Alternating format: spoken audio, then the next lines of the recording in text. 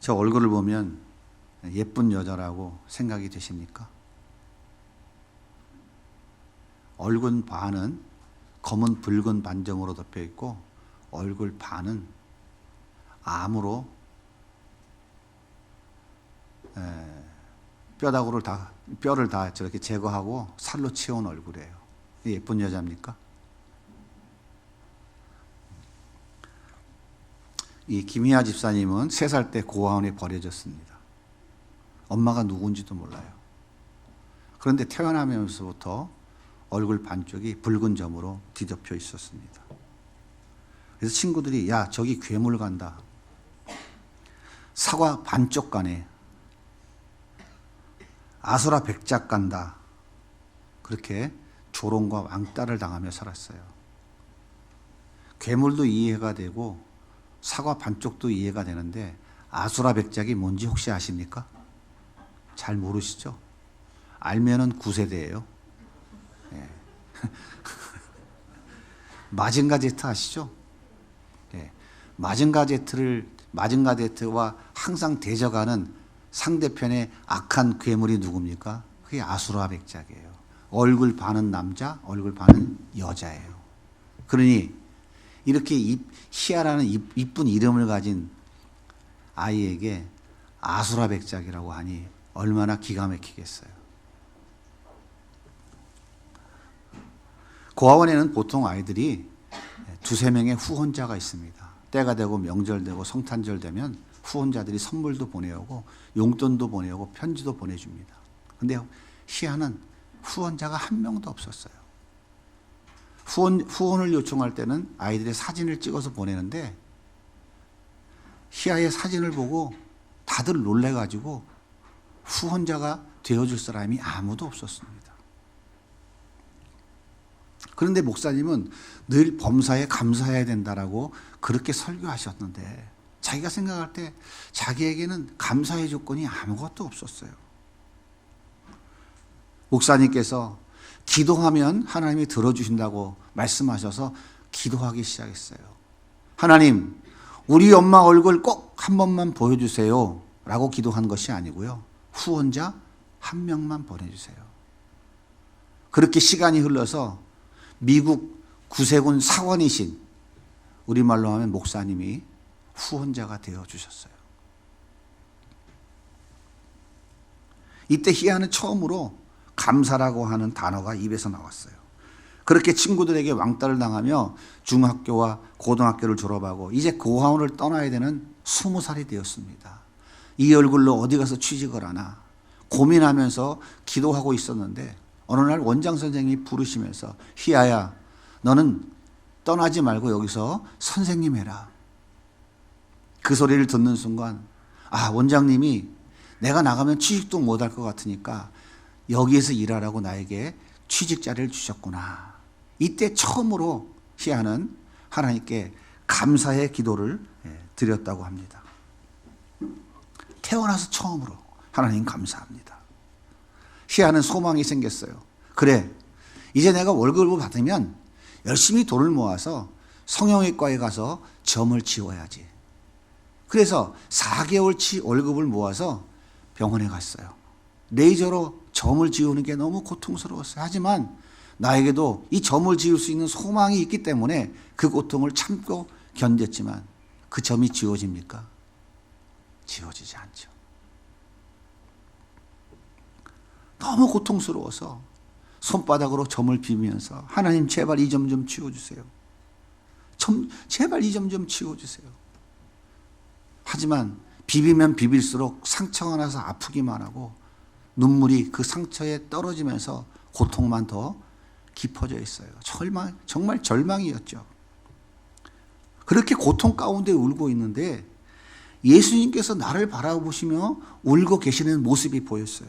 그런데 주님이 나보다 더 슬프게 울고 계시는 것이었어요. 주님이 나와 함께 계셨구나. 내가 울면 주님은 더 서슬퍼 울고 계시는구나. 이것을 깨달았어요. 이때 희아는 다짐했습니다. 하나님, 다시는 얼굴 때문에 슬퍼서 울지 않겠습니다. 이제 얼굴 때문에 기뻐서 울겠습니다. 내 얼굴에 붉은 점 주신 것을 감사합니다. 희아는 그날 예수님을 인격적으로 만났어요. 예수님이 나와 함께 계신데 이 얼굴이 붉은 것 때문에 내가 왜 그동안 그렇게 고통 가운데 살았을까? 지난 시간을 돌아보니까 모든 것이 하나님의 은혜였고 모든 것이 감사의 조건이었다라고 하는 것을 깨닫게 됐어요. 그리고 그 후에 좋은 남자를 만났습니다. 희아의 붉은 점까지도 사랑해주는 남자였어요. 그렇게 3년을 고백하며 결혼을 꿈꾸고 있었는데 어느 날 코피가 터지더니 멈지를 않는 거예요. 병원에 가서 검진을 했더니 상악동 암, 얼굴 안쪽에 암이 생긴 거예요. 그래서 이쪽 얼굴 반쪽을 다 드러내고 엉덩이 살을 떼다가 갖다 붙여야 된다는 거예요. 얼마나 기가 막히겠어요. 나도 결혼을 할 수 있다라고 하는 꿈을 가졌는데 이제는 틀렸구나. 내 삶은 여기서 끝이겠구나.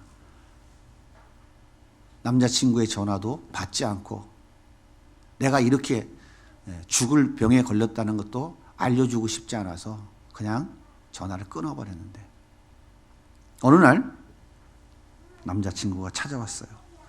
그래서 그 수술의 고통도 함께 해주었고 회복의 고통과 아픔의 시간도 함께 해주었어요. 그리고 시부모님들이 허락해 주셔서 가정을 꾸리게 되었습니다. 그리고 두 아이를 낳아서 지금 행복하게 살아가고 있어요. 김희아 집사님은 내 이름은 예쁜 여자입니다 라고 하는 책을 썼어요. KBS 여유만만 강사 오디션에서 당당히 우승을 했고요. KBS 강연 백도시에 출신해서 자신이 왜 예쁜 여자인지를 설명하고 있어요. 그리고 하나님이 가라고 하는 곳 전국 방방곳곳을 다니면서 이렇게 외칩니다. 내 삶의 원동력은 감사입니다. 사랑하는 여러분, 엄마 얼굴도 이름도 모르십니까? 고아원에 혹시 버려지신 분이 계신가요? 안면 장애가 있으십니까? 놀림당하며 학교 다니셨습니까? 상악동 암으로 얼굴 반쪽을 드러내고 엉덩이 살로 채우셨습니까? 혹시 여기 앉아 계신 분들 중에 우리 성도님 중에 그런 분이 계신가요? 아닙니까? 그렇다면 여러분은 처한 현실에서 감사하며 사십니까? 아니면 여전히 원망 불평하며 자신을 학대하고 상대와 비교하면서 스스로 자신을 고통 속에 몰아넣는 그런 삶을 살아가십니까?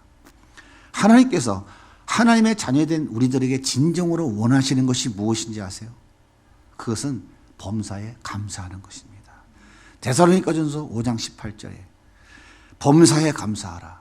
이것이 그리스도 예수 안에서 너희를 향하신 하나님의 뜻이니라. 하나님이 우리에게 원하시는 뜻, 계획, 목표, 목적이 뭐냐면 범사에 우리 삶의 모든 일에 감사하며 살라는 거예요. 에베소 5장 20절은 이렇게 말합니다.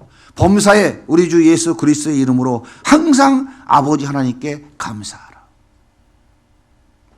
오늘 본문에도 바울 사도는 감사하는 자가 되라 이렇게 외칩니다. 어떻게 감사하며 살아요? 고통스러워 죽겠는데. 그런데요, 감사하며 사는 사람이 있어요. 성경이 우리에게 가르쳐줘요. 어떤 사람이 감사하며 사는 사람이냐? 오늘 말씀 15절에 이렇게 말합니다. 그리스도의 평강이 너희 마음을 주장하게 하라. 너희는 평강을 위하여 한 몸으로 부르심을 받았나니 너희는 또한 감사하는 자가 되라. 어떤 사람이 하나님께 감사하느냐? 범사에 감사할 수 있느냐? 오늘 성경이 우리에게 가르쳐 줍니다. 그리스도의 평강이 있는 사람.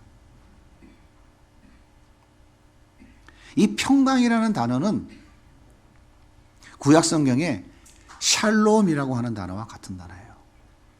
이 샬롬은 신약 성경에 기록된 헬라어로는 에이레네라고 하는 거예요. 이 단어의 의미가 중요합니다. 이 단어의 의미는 전쟁이 끝난 상태를 말하는 거예요. 전쟁이 오면 어떻게 돼요?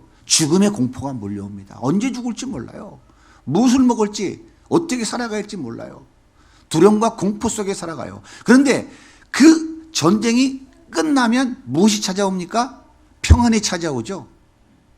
이렇게 전쟁이 끝나서 죽음의 공포가 완전히 사라진 그 상태를 평강이라고 하는 거예요.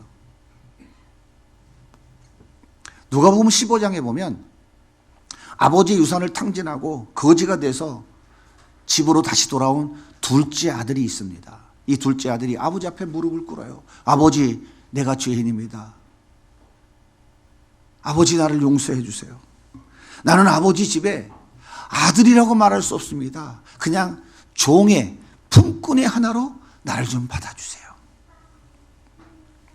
이때 아버지가 그 아들을 가슴에 와락 끌어안고 너는 죽었다 다시 살아 돌아온 내 아들이야 라고 외칩니다.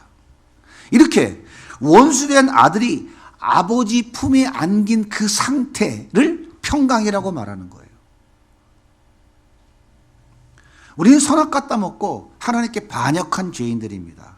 하나님의 무서운 저주를 받아서 영원히 죽어야 될 죄인들이에요. 그런데 하나님께서 예수 그리스도를 십자가에 내어주시고 우리의 모든 죄를 다 사해 주셨습니다. 그리고 너는 내 아들이야 하고 우리를 품에 안아주셨어요. 가슴에 끌어 안아주셨습니다. 이 상태를 평강이라고 하는 거예요. 여러분, 예수 믿고 구원받아서 하나님께서 너는 내 아들이야 하고 품에 안으셨습니까? 여러분은 평강을 누리고 살아가는 사람들이에요. 평강 안에 있는 분들이라고요. 왜 평강일까요? 죄에 대한 저주가 해결됐어요. 영원한 지옥 형벌에 해결받았습니다. 공중의 권세 잡은 사단의 종을 따라 육체의 정욕과 쾌락과 자기 욕심대로 살아가던 삶에서 이제는 해방되었어요. 예수 안에서 새로운 피조물이 되었고 옛사람을 벗어버리고 새 사람 되었어요. 그리고 광야와 같은 이 땅을 내가 왜 살아가야 되는지를 아는, 존재의 이유를 아는 사람들이 다 되었다고요. 우리는 이렇게 하나님 품에 안겨 평강을 누리며 살아갈 수 있는 존재가 되었습니다. 이걸 다른 말로 얘기하면 예수 믿고 구원받은 하나님의 자녀예요. 다른 말로 표현하면 예수님을 인격적으로 만난 사람이에요. 자, 이것보다 더 큰 감사의 이유가 또 있을까요? 생각해 보십시오.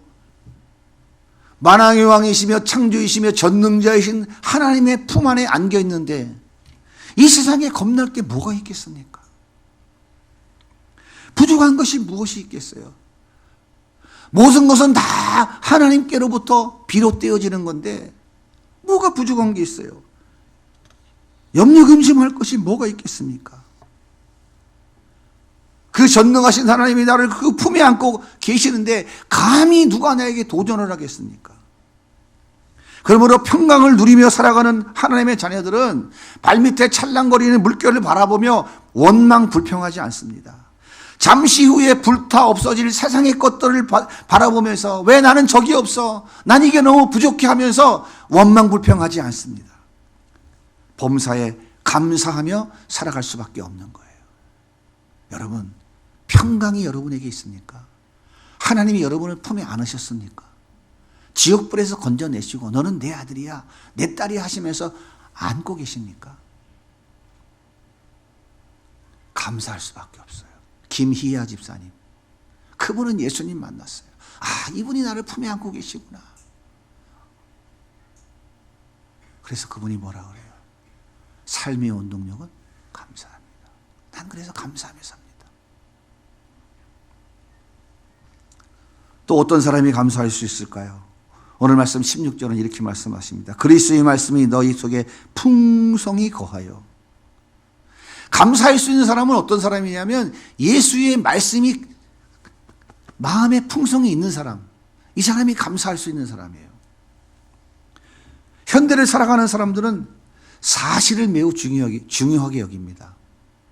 사실, 눈에 보이는 것, 손에 잡히는 것, 확인된 것들. 이 사실은 과학적 논증으로 확인된 것을 말하죠. 자, 코로나를 예방하기 위해서 백신 맞아야 됩니다.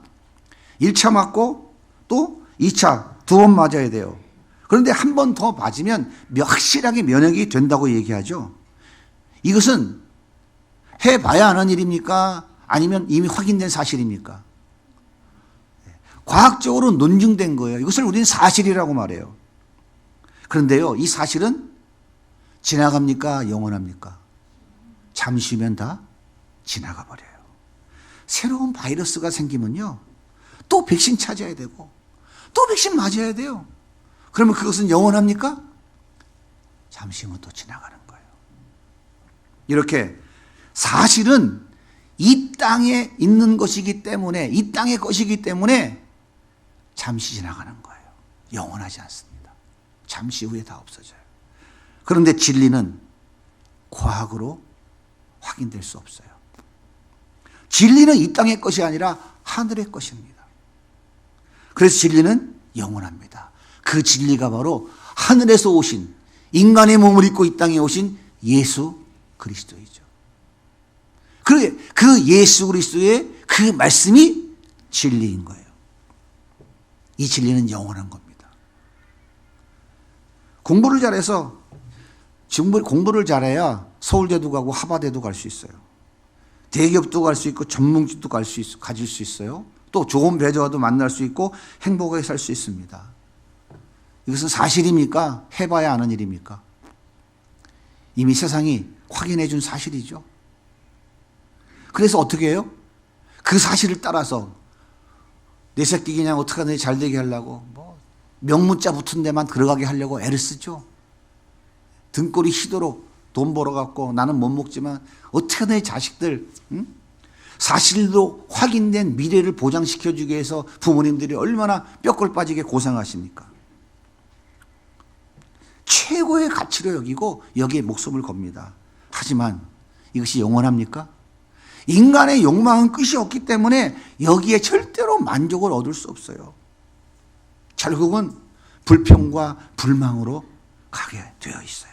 하지만 영원한 진리인 예수 그리스도의 말씀이 풍성한 사람들은 하늘의 것에 가치를 두르고 살아가요. 이 땅에 잠시 있다 없어질 것에 가치를 두지 않는다고요. 그래서 많든지 적든지 나에게 있는 모든 것이 하나님이 주신 것인 줄로 알고 기뻐하며 감사하며 살아갑니다. 나는 하나님이 만드신 최고의 걸작품이야. 야, 나는 역시 특별한 사람이구나. 이 진리를 알고 있기 때문에 분노하지 않는다고요. 오히려 하나님께 조롱받으면서 감사하는 거예요. 쌓고 또 쌓다가 하루아침에 무너져 땅을 치며 통곡해야 될 것들을 너무나 잘 알고 있기 때문에 나누고 섬기고 베풀면서 기뻐하고 하나님께 감사합니다. 초대교회 스데반 집사는 하나님의 밀이 땅에 떨어져 죽으면 많은 열매를 맺는다는 진리의 말씀으로 충만했어요. 그래서 돌에 맞아 죽어가면서도 주님, 저들의 죄를 용서해 주세요. 감사하며 기쁨으로 죽을 수 있었어요. 다니엘의 친구 사드락과 메삭과 아벳느고는 너는 나 외에 다른 신을 섬기지 말라. 어떤 형상이든지 만들지 말고 거기 절하지 말라. 하나님의 이 말씀으로 그 안에 가득했어요. 풍성했어요. 그 하나님의 말씀이 그의 삶을 이끌어갔어요. 평소보다 7배나 더 뜨거운 풀무불을 만들어 놓고 너 여기 절하지 않으면, 이 금신상에 절하지 않으면 집어 던질 거야 라고 위협했지만 절대 절하지 않았어요. 그리고 당당히 외칩니다. 당신들이 우리를 저 풀불 속에 던져 죽이려고 한다 할지라도 하나님이 살려주실 것입니다. 하지만 그리하지 아니하실지라도 우리는 감사합니다. 하나님의 말씀이 풍부한 사람들은, 그 진리의 말씀이 가득한 사람들은 현실 앞에서 절대로 하나님을 원망하지 않고 자기의 현실 앞에 주저앉아 원망불평하지 않는 거예요. 오히려 그 현실 앞에 하나님께 감사할 수 있는 것입니다. 하박국 선지자는 바벨론 포로로 잡혀간다 할지라도 70년 후에 하나님이 반드시 회복시켜 주실 것이라고 하는 하나님의 그 진리의 말씀으로 충만했어요. 그래서 바벨론 그 군합발 소리 앞에서 비록 무화과 나무에 잎이 마르고 포도나무에 열매가 없고 감람나무에 수출이 없고 밭에 먹을 것이 없고 우리의 양이 없고 외양간에 소가 없을지라도 나는 구원의 하나님으로 인하여 감사합니다. 그렇게 외칠 수 있었던 거예요. 이렇게 진리의 말씀으로 풍성한 사람들은 눈앞에 보이는 것 때문에 감사하는 사람들이 아니에요. 아무것도 보이지 않지만, 내 앞에 어떠한 변화의 조짐도 보이지 않지만 그 예수의 진리의 말씀이 내 안에 있기 때문에 그 말씀 때문에 감사할 수 있는 거예요. 사랑하는 여러분, 내가 원하는 것을 손에 쥐고 감사하는 것은요, 진리를 모르는 사람들이 더 잘합니다. 진리의 말씀, 예수의 말씀이 가득한 우리는 그 말씀이 내 안에 있는 것 때문에 감사할 수 있어야 돼요. 출애굽한 이스라엘 백성들이 홍해 앞에서 하나님을 얼마나 원망했습니까? 물이 없다고 파가 먹고 싶고 마늘이 먹고 싶고 고기가 먹고 싶다고 하나님을 얼마나 원망했어요. 그들은요, 출애굽 하나님께서 애굽에 10가지 재앙을 쏟아 붓는 것을 두 눈으로 똑똑히 본 사람들입니다. 홍해가 갈라지는 것도 똑똑히 보았어요. 그리고 그 마른 땅을 자기 발로 걸어간 사람입니다. 마라의 쓴물이 단물로 바뀌고 그 물을 마셨고 만나와 메추라기를 먹기도 했어요. 하지만 그들에게는 진리의 말씀이 없었습니다. 그래서 원망불평하다가 하나님께서 기적을 보여주시면 그것을 보고 그 순간 감사했던 거예요. 진리의 말씀이 있는 여러분, 진리의 말씀이 여러분 안에 가득하십니까? 하나님의 말씀이 여러분 안에 있습니까? 그래서 범사에 감사하십니까? 범사에 감사하지 못하다면 진리의 말씀이, 하나님의 말씀이 여러분 가운데 없는 거예요. 있긴 있어도 너무 작은 거예요. 이 말씀의 능력과 힘이 없는 거예요. 이 하나님의 말씀으로 무장하셔야 돼요. 이 하나님의 말씀을 먹어야 돼요. 이 하나님의 말씀은 날마다 여러분 삶 가운데 차곡차곡 10년 가운데 쌓아야 돼요. 하나님의 말씀이 여러분 안에 있으면 이 땅에 잠시 있어 없어질 것에 가치를 두는 사람이 아니라 영원한 하나님의 나라에 가치를 두고 살아가기 때문에 눈앞에 찰랑거리는 물결을 보고 절대 절망하지 않고 원망불평하지 않게 됩니다. 보십시오. 누가복음 6장 38절. 주라 그리하면 너에게 줄 것이니 후히 되어 누르고 흔들어 넘치도록 하여 너에게 안겨주리라. 이 진리의 말씀이 여러분 안에 풍성히 거하면 여러분 주는 것이 절대 아깝지 않습니다. 그러나 이 진리의 말씀이 없으면 단돈 10원도 못 줘요. 인간은 존재 자체가 자기 힘을 키워야만 인정받는 존재이고 하나님처럼 된다고 생각하는 존재이기 때문에 통장에 돈 단돈 10원, 100원, 만원, 10만원, 100만원만 줄어들어도 내 힘이 그만큼 줄어드는 거기 때문에 절대 두려워서는 못하는 거예요. 그러나 진리의 말씀 있는 사람들은 주라. 내 떡을 무리에 던지라. 주는 것이 받는 것보다 더 복되니라. 하나님이 주신 달란트 가지고 그냥 주는 거예요. 어제 저녁에도 보십시오. 그렇게 외국에 유학 나가서 공부해 갖고 와서 돈 버는데 자기 일생을 보내는 게 아니라 야 하나님을 찬양하는 일을 위해 자기의 인생을 거기다 드리잖아요. 뭐 제목만 얘기하고 자세한 얘기는 안 했지만 4명의 아이를 입양해서 자기 아이까지 5을 키우고 있다고 그러잖아요. 진리의 말씀이 있기 때문에 그 예수가 그 안에 있기 때문에 이 땅에 잠시 있다 없어질 것에 가치를 두는 게 아니에요. 영혼은 하나님 나라에 가치를 두기 때문에 그렇게 살아갈 수 있는 거죠. 여러분 그만큼 공부하고 그만큼 교수가 되고 그만큼 사회적 지위가 높은데 돈 버는 일에 얼마나 열심을 다할 수 있습니까? 마태복음 6장 25절에 내가 너에게 이르노니 목숨을 위하여 무엇을 먹을까 무엇을 마실까 몸을 위하여 무엇을 입을까 염려하지 말라. 예수님의 이 진리의 말씀이 여러분 안에 풍성하게 있으면 무엇을 먹을까 무엇을 입을까 어느 대학을 갈까 밥이나 먹고 살 수 있겠나 염려 근심하지 않고 주님께서 좋은 것 주실 줄을 기대하며 그 주님을 앞에 감사하는 거예요. 이 진리의 말씀이 없으니까 원망 불평하는 거라고요. 성경이 우리에게 가르쳐주고 있잖아요. 마태복음 7장이 뭐라 합니까? 구하라 주실 것이요 찾으라 찾을 것 두드리라 열릴 것이니라. 예수님의 진리의 말씀이 내 안에 풍성해 있는 사람들은 구하면 주시고 찾으면 찾고 두드리면 열어주시는 그 하나님께 기도하지 않을 수 없는 거죠. 그러니까 늘 감사해요.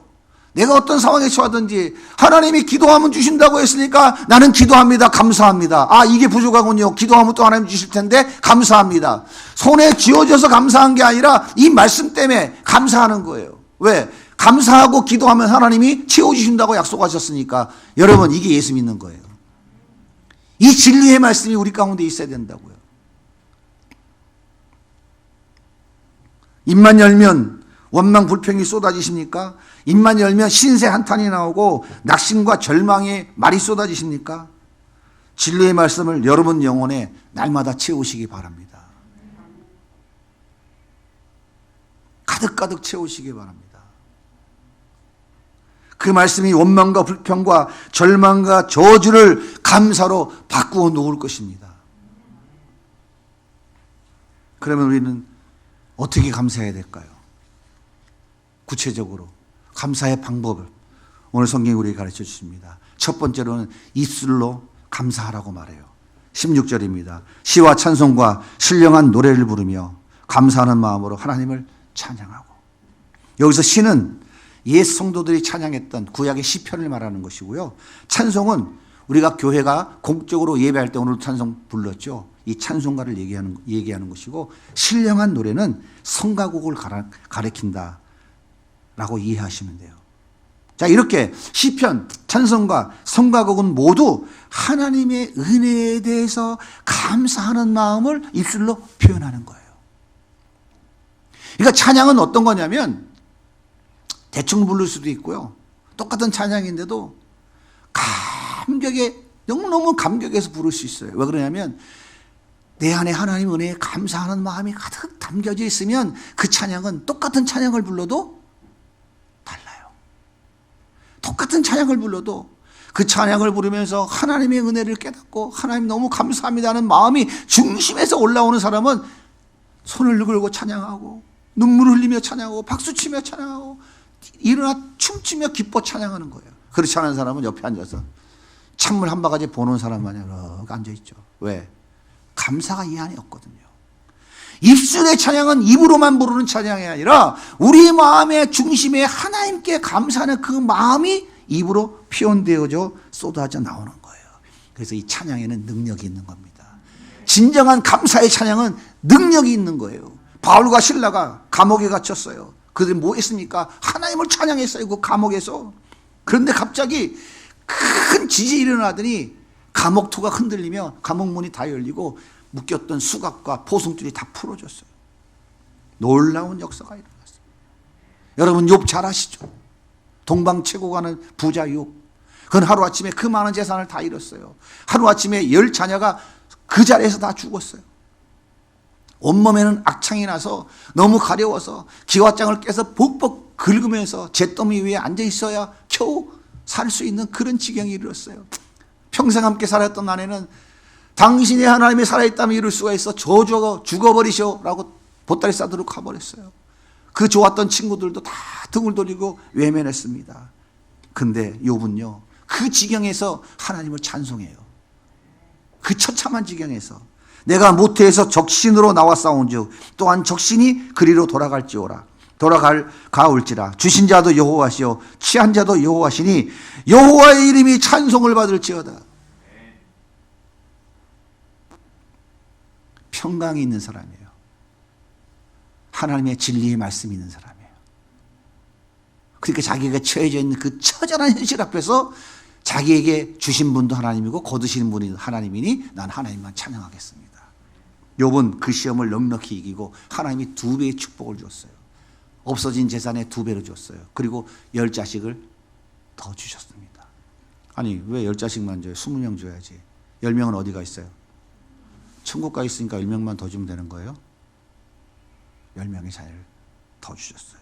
그것뿐만 아닙니다. 욥이 뭐라고 그래요? 하나님, 난 그동안 하나님에 대해서 듣기만 했는데 이제는 이 사건을 통해서 내가 하나님 눈으로 보는 것 같습니다. 여러분, 듣는 게 확실해요? 보는 게 확실해요? 백문이 불여일견이라고. 하나님을 어떻게 봅니까? 범죄한 죄인이. 근데 그 사건을 통해서 하나님을 눈으로 본 것 같이 확실하게 믿는 믿음이 그 안에 충만하게 되었다 그 말이에요.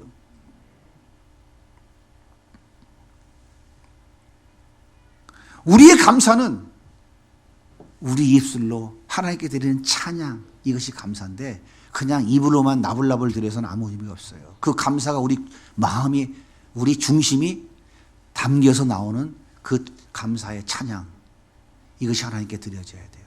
여러분 진짜 감사하는 사람들은요, 그냥 나도 흥얼거리고 다니잖아요. 설거지하면서 감사, 중얼중얼 찬송 부르면서 예수님이 좋은 걸 어떡합니까 이러면서. 그런데 그 감사를 모르는 사람들은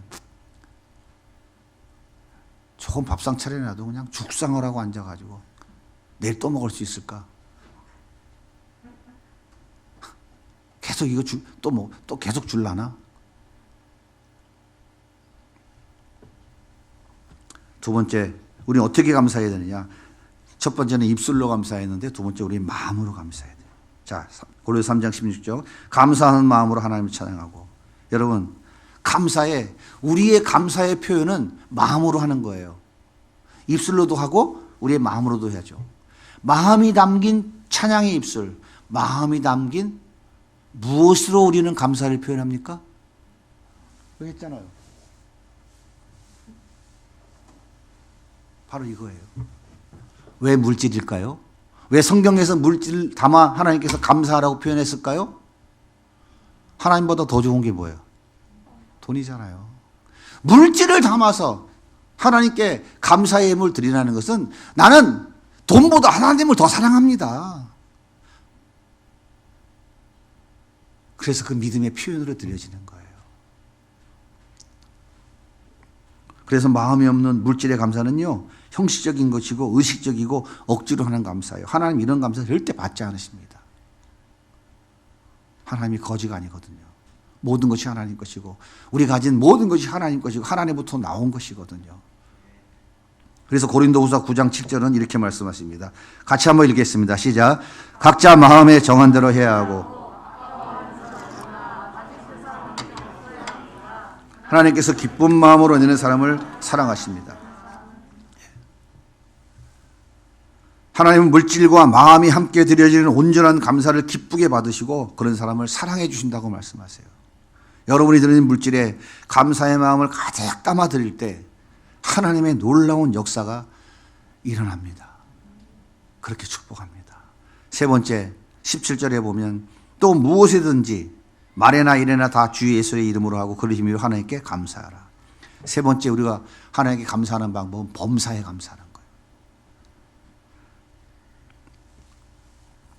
모든 일에 감사하는 거예요. 내가 원하는 것을 얻었거나 못 얻었거나 내가 원하는 것이 이루어졌거나 이루어지지 않았거나 건강이 주어졌거나 건강하지 못하거나 회복됐거나 사업이 망했거나 성공했거나 모든 것이 하나님의 주권 안에 있는 줄 믿고 감사하는 거예요. 다니엘의 세 친구는 풀무불 앞에서 감사했죠. 다니엘은 사자굴 앞에서 감사하고요. 하박국은 초토화된 현실 앞에서 감사하잖아요. 기미야 집사는 가장 열악한 조건 앞에서도 감사하잖아요. 그렇게 하나님께 감사하는 삶을 살아가니까 정말 멋진 남자, 사지가 멀쩡하고 신체가 건강한 진짜 좋은 남자가 눈이 헷가닥 가버리는 거예요. 진짜 예쁜 여자네. 너무 좋은 여자네. 결혼하자. 그래서 어느 날 남편이 갈 데가 있다고 그래가지고 이 시아를 데리고 자기 집에 간 거예요. 그때 시아버지가 보더니 사람이 살다 보면 그럴 수도 있는 거지 뭐 때문에 그러냐? 할렐루야지. 목사님, 그건 목사님이니까 하는 얘기고 그런 얘기는 가급적 안 해주시면 좋겠어요. 그러고 싶죠?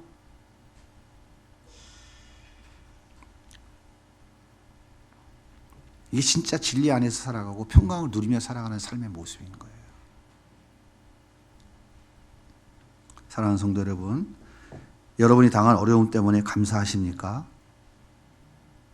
여러분이 받은 사명 앞에 감사하십니까? 원치 않는 질병으로 인해서 고통당하고 있는 현실 때문에 감사하십니까?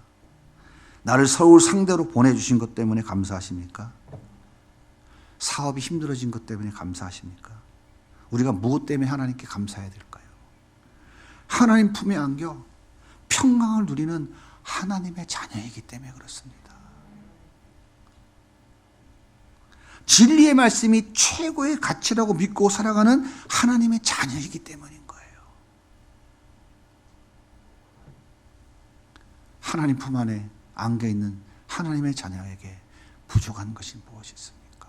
여러분, 김희아 집사님이 사지 멀쩡한 사람보다 얼굴 완전히 이뻐가지고 그냥 막 이렇게 막 이쁘다고 진짜 얼굴이 현실적으로 눈에 보이는 이쁜 여자라고 하는 사람보다 불행하게 살 것 같아요?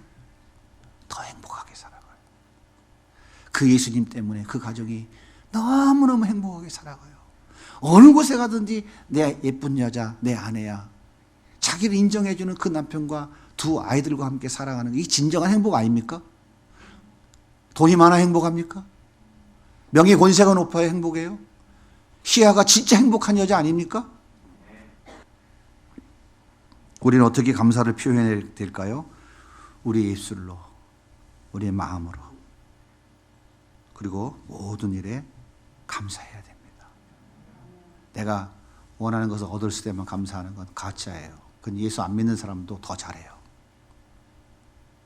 얻었든지 못 얻었든지 하나님이 나에게 주신 그 모든 것들을 하나님이 주권이라고 인정하고 감사하는 사람이 진짜 그리스도인이에요.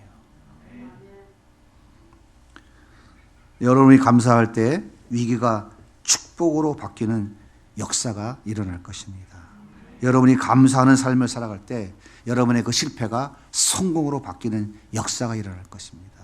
여러분이 감사할 때 여러분의 연약함이 강함으로 바뀌어지는 하나님의 놀라운 역사와 축복이 일어나게 될 줄 믿습니다. 감사는 삶의 원동력입니다. 감사는 삶의 능력입니다. 저를 따라서 한번 해보겠습니다. 감사는 삶의 원동력입니다. 감사는 삶의 능력입니다. 자, 옆에 분들하고 인사 한번 할게요. 감사하며 살겠습니다.